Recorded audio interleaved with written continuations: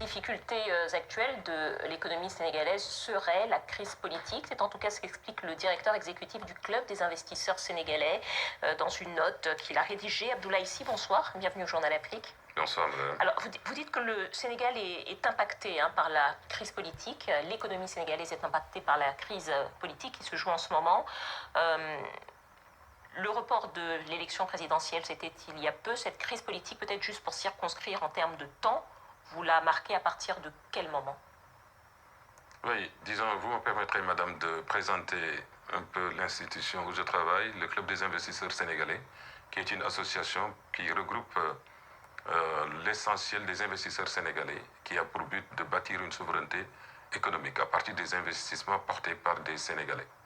Cela dit, pour répondre à votre question, il n'y a pas encore d'études qui ont été faites sur l'impact de ce report de l'élection présidentielle sur le secteur privé, sur l'économie globalement et le secteur privé en particulier.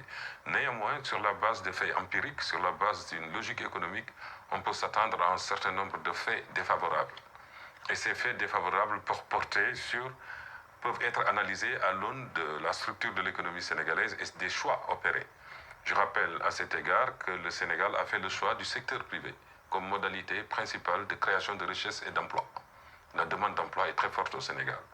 Le Sénégal a aussi fait le pari d'une économie libérale. C'est dans cet esprit d'ailleurs que beaucoup de réformes ont été faites pour faciliter la vie au secteur privé.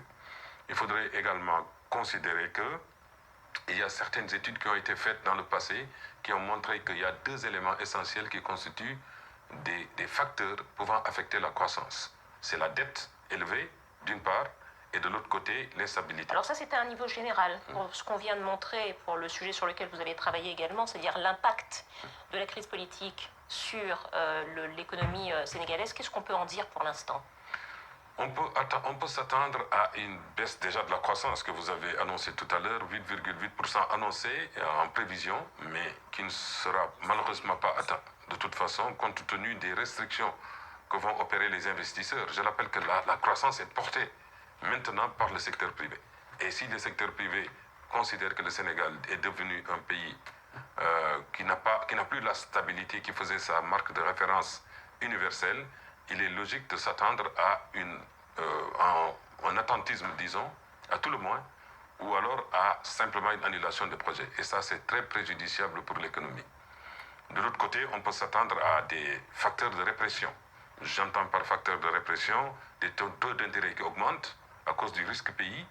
On peut s'attendre également à ce que la charge de la dette soit augmentée parce que l'État va s'endetter à des taux plus élevés parce que le risque est plus important. Les banques commerciales vont suivre cette tendance-là et on arrive au bout de la logique à une augmentation de la dette. Selon vous, quelles seraient les mesures justement à prendre pour que le Sénégal ne soit pas trop impacté à la fois par le contexte économique, puisqu'il n'y a pas que la crise politique, mais à la fois par le contexte économique international et par les effets de la crise politique?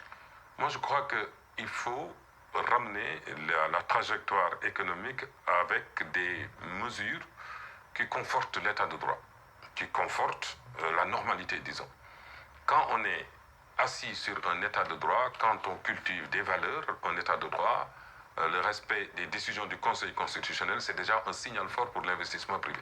C'est du reste la principale modalité de promotion des investissements. Le respect de l'état de droit, la stabilité. Encore une fois, je le répète, le Sénégal n'a pas eu structurellement des ressources pour attirer les investisseurs étrangers. Maintenant, il y a le pétrole et le gaz. Le Sénégal a toujours vendu à l'étranger, à ses partenaires, sa stabilité, qui est sa marque de référence. Maintenant, si cette stabilité est mise à rude épreuve comme actuellement, vous verrez une succession de faits, une succession de mesures préjudiciables à l'économie. Voilà, une alerte, donc une alarme que vous lancez. Monsieur Abdoulaye Sy, directeur exécutif du Club des investisseurs au Sénégal. Merci à vous.